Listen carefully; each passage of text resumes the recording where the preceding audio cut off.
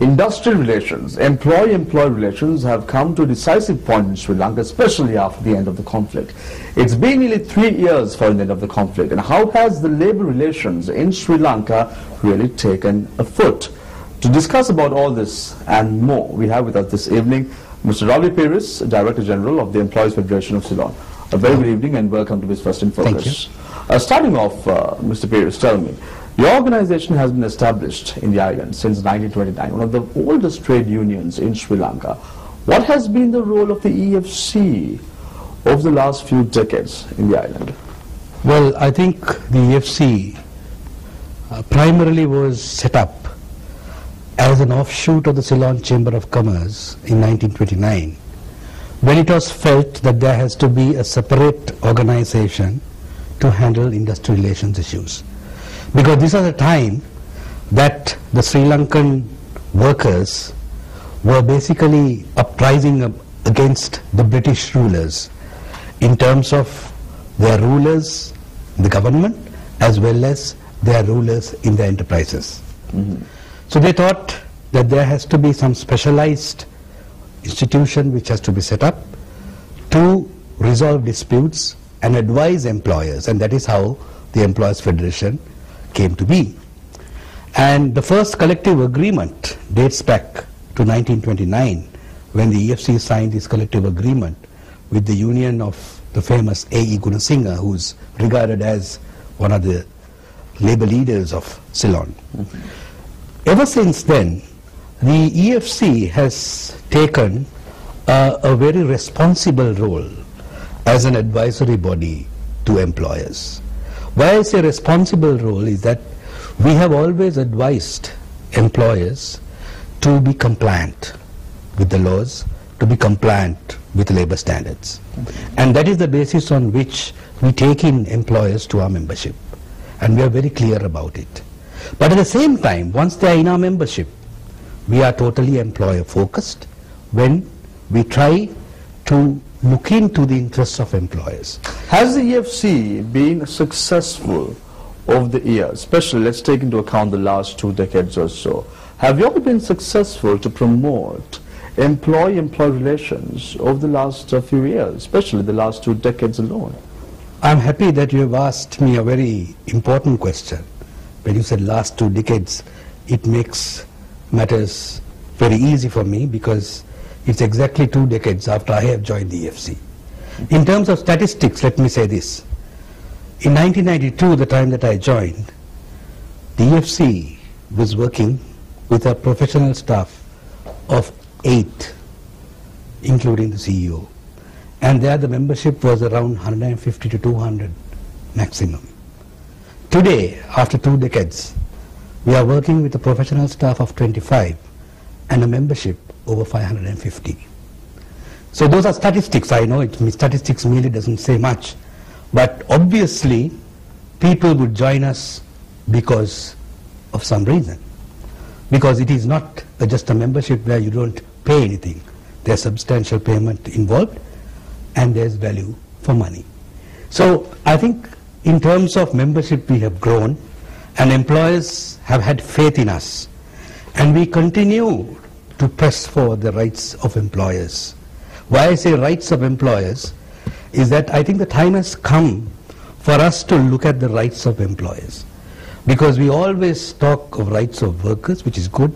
We are not an organization which is promoting hire and fire, but there needs to be a balance, because there has to be a basis of equity where the rights of workers are also looked upon in terms of looking at rights of employers. Mr. Peiris, I just want to interrupt you for a second there. Now, you just mentioned to me earlier that you have joined the EFC 2 decades ago, and it is apt for me to ask that question because you would know the transformation very clearly.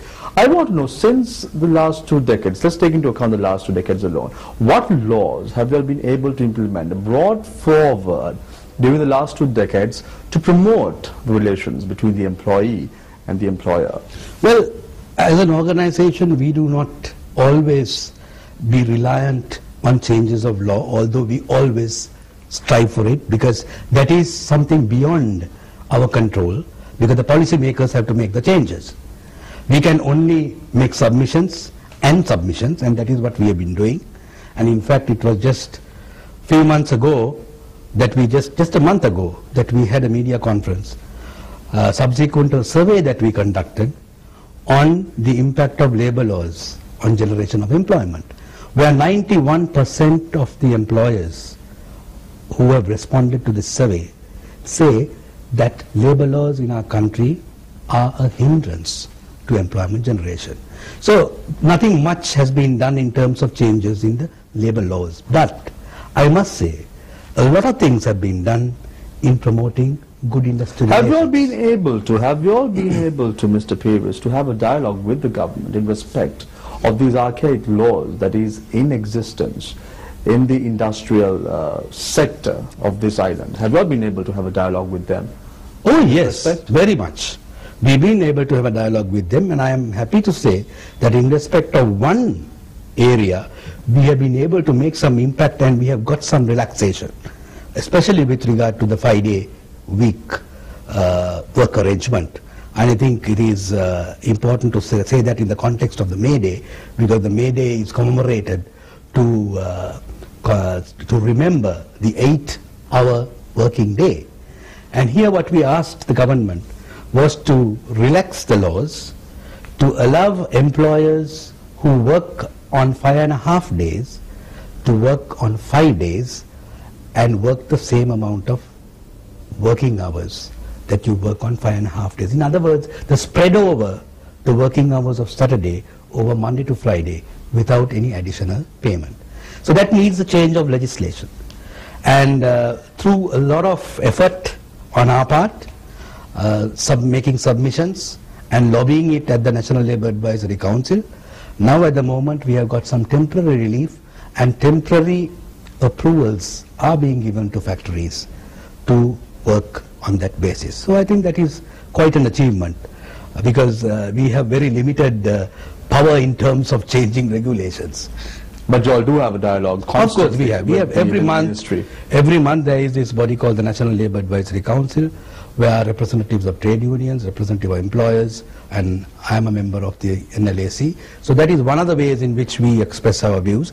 But more than anything else, we do write to the minister and lobby with them whenever there is an issue in terms of industrial relations, and we do that on behalf of all employees, not only our members. Mr. Peiris, there is a notion within the community, within the labour community in this island, that the EFC only lobbies for the rights of the employers and not the employees. Is this notion really correct? Well, I must say that our foremost interest is to look after the interest of the employer, but, as I told you, in a responsible manner. And in doing so, I can very, very well tell you, with a lot of responsibility, that it is not quite correct.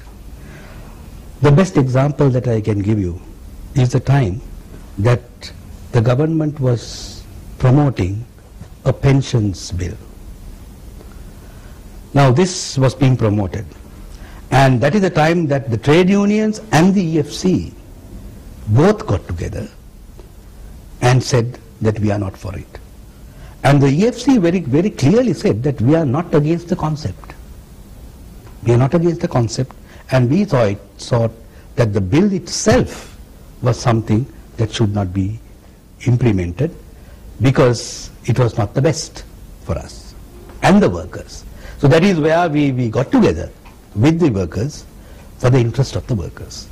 So there again another important proposal that we have made, especially taking into account the industrial relations aspect, because whatever proposals we make, we look at the national interest and the industrial relations aspect, and that is what is important today, because very often the unions have the perception that whatever proposals we made at EFC are ones which is only employer oriented.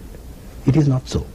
In fact, I'm very happy that you asked this question, because some of the main proposals we have made for labor reform will not affect employees' rights. It will only enable more employees to get into employment. I'll just give you an example. One of the proposals we have made is to make some changes to the Shop and Office Employees Act to enable women to work in the night in offices. This is already happening, I know, because the BPO industry has come in a big way. But we need to have enabling legislation which provides for it. So this is nothing alarming. There's nothing alarming about it, because this provides employment for women. And I don't think the unions also will have any objection to it. But we have made proposals, still nothing has happened. Mr. Peiris, we have to go for a short commercial break. When we come back, we'll talk about more on the relations between employee, employers, and what has the EFC done to promote these relations in the island. All this and more after this short commercial break.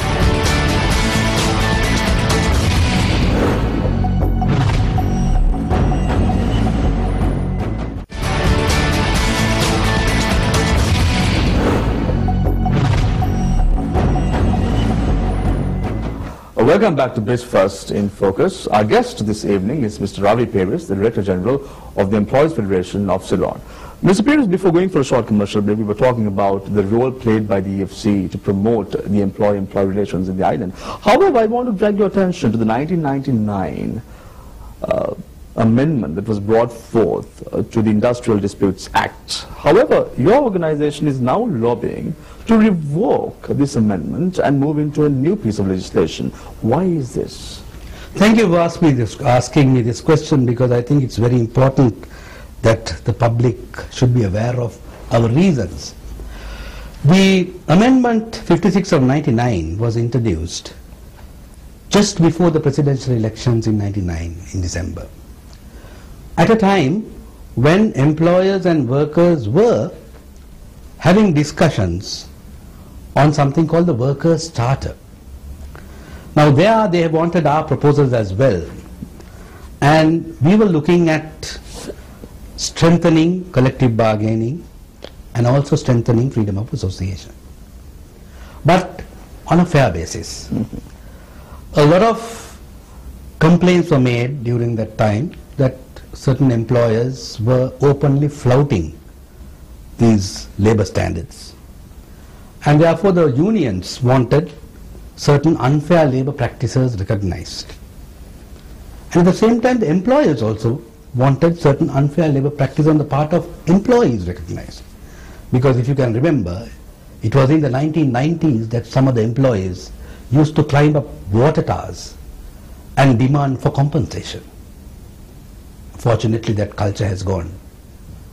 So during that time when these discussions were made, suddenly this amendment came through without anything for the employers.